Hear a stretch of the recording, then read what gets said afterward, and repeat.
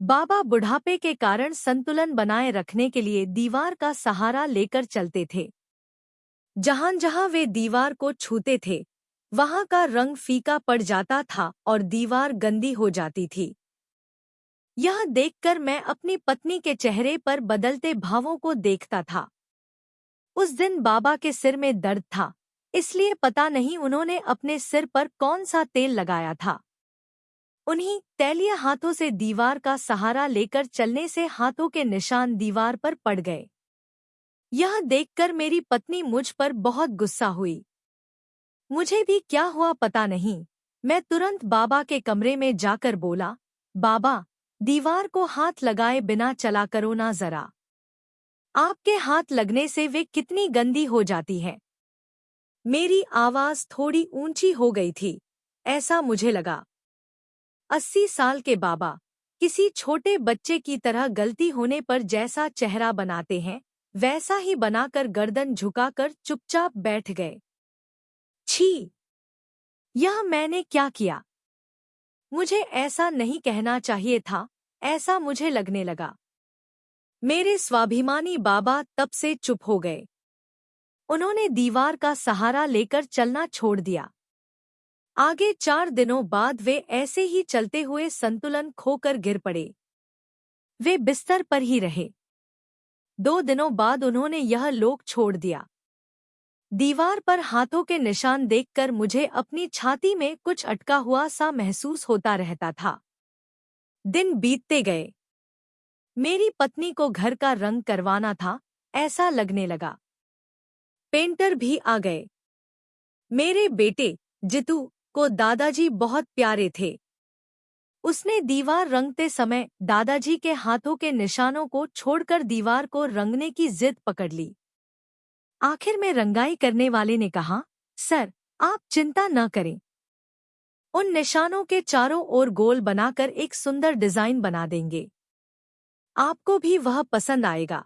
आखिर में बच्चे की जिद के आगे कुछ नहीं चला। पेंटर ने उन निशानों को व्यवस्थित रखकर उनके चारों ओर सुंदर डिजाइन बना दिया। पेंटर का यह विचार घर वालों और घर आने वाले मेहमानों, दोस्तों को भी पसंद आया। वे इस कल्पना की बहुत प्रशंसा करने लगे।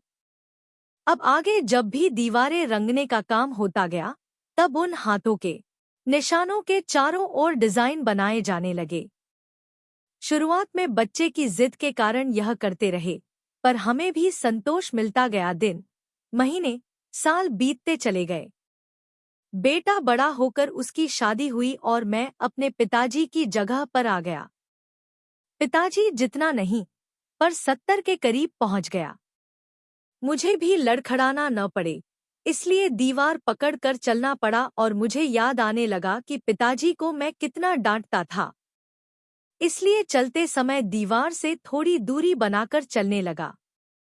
उस दिन कमरे से बाहर निकलते समय थोड़ा सा संतुलन बिगड़ने जैसा हुआ और सहारा लेने के लिए दीवार की तरफ हाथ बढ़ाया ही था कि मुझे अपने बेटे की बाहों में महसूस हुआ।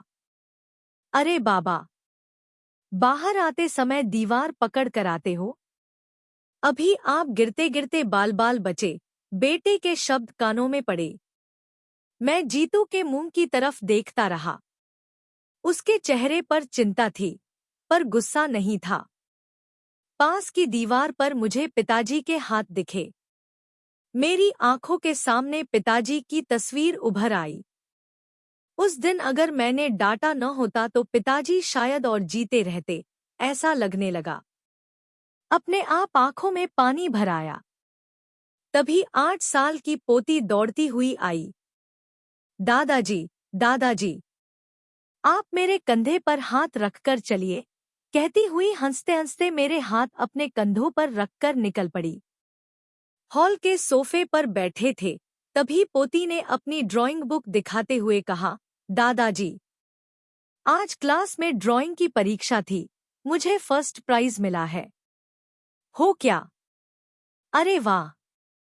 दिखाओ, कौन सी ड्राइंग है? कहने पर उसने ड्राइंग का पेज खोलकर दिखाया। दीवार पर जो पिताजी के हाथ की तस्वीर थी, वैसी ही बनाकर उसके चारों ओर सुंदर नक्काशी की थी। और बोली, टीचर ने पूछा यह क्या है? मैंने बताया यह मेरे पिताजी के दादाजी के हाथों की तस्वीर है। हमारे घर की दीवार पर यह तस्वीर हमेशा के लिए उकेरी हुई है।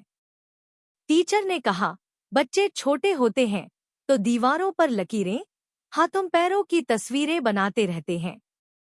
बच्चों के माता पिता को उनकी तारीफ अच्छी लगती है। इससे बच्चों पर उनका प्यार भी बढ़ता रहता है।